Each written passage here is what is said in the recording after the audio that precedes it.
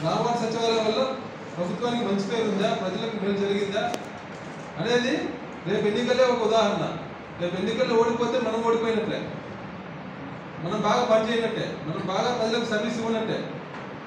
జగన్మోహన్ రెడ్డికి ఏమైనా నష్టం జరిగితే, కాబట్టి నష్టం జరగదు. ఎందుకంటే ఇంత బాగా సర్వీస్ చేస్తాం మనందరికీ తెలుసు. కానీ జరిగిన సర్వీసెస్ను ప్రజలకు వివరించాలి. కొన్ని పత్రికలు ప్రజల మైండ్లోకి దూరి విష ప్రచారం చేస్తున్నాయి, మైండ్ మీద దాడి చేస్తున్నాయి. వాళ్ళు సరిగ్గా ఆలోచించుకోకుండా ఏదో జరిగిపోతుంది, ఏదో ఒక చిన్న సంఘటన ఎక్కడ జరిగితే రాష్ట్రం అంతా అయిపోయింది, అరాచకం అయిపోయింది, ఇదే అయిపోయింది, అదే అయిపోయింది అని పుంగాలుగా రాయడం, టీవీ ఛానల్ డిబేట్ పెట్టడం ఏం చేస్తున్నాయి. ఈ దాడి నుంచి ప్రజలను కాపాడాల్సిన బాధ్యత మన మీదే ఉంది. మనం కూడా అందుకే ఒక ప్రోగ్రామ్ చేస్తున్నాం. మన ప్రభుత్వం మన ప్రజలని ఇంతవరకు ఏం జరిగింది, ఉద్యోగాలు లేవంటారు, ఉద్యోగాలు లేవు. అసలు గతానికి ఇప్పుడు కోలుకొని ఇప్పుడు రికార్డు ఆధారంగా 20 లక్షల ఉద్యోగాలు వచ్చినాయి. మన రాష్ట్రంలో ఉద్యోగాలు ఉన్నాయా లేదా అని ఎవరు చెప్తారు? పిఎఫ్ రికార్డు చూస్తే పిఎఫ్ వాళ్ళు సెంట్రల్ పిఎఫ్ ఏజెన్సీ ఉంది. ఎందుకు మారింది, అసలు ఎందుకు మారాలి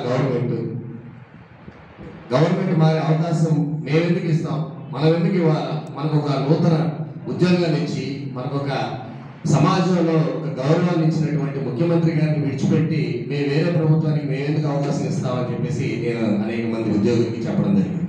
మనందరం కూడా మన ప్రభుత్వానికి మద్దతు ఇచ్చి మళ్ళీ మన ముఖ్యమంత్రి గారిని అవకాశం ఇస్తే మనకి మళ్ళీ ఇంకా రాబోయే రోజుల్లో మంచి జరుగుతుందని చెప్పేసి మన గ్రామవార్డు సచివాలయ ఉద్యోగులందరికీ కూడా నేను మరి చెప్పడం జరిగింది. ఎందుకంటే ఎవరైతే వ్యవస్థ తీసుకొచ్చారో ఆ వ్యవస్థ మీద వారికే ప్రేమ ఉంటుంది, వ్యవస్థ తెచ్చిన వాళ్ళ వారికి మాత్రమే ప్రేమ ఉంటుంది.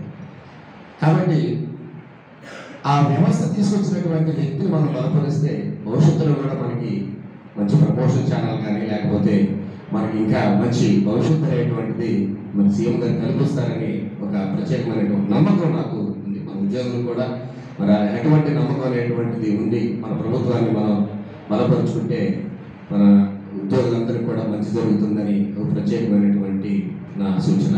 ఇది నా ప్రత్యేకమైనటువంటి ఆలోచన.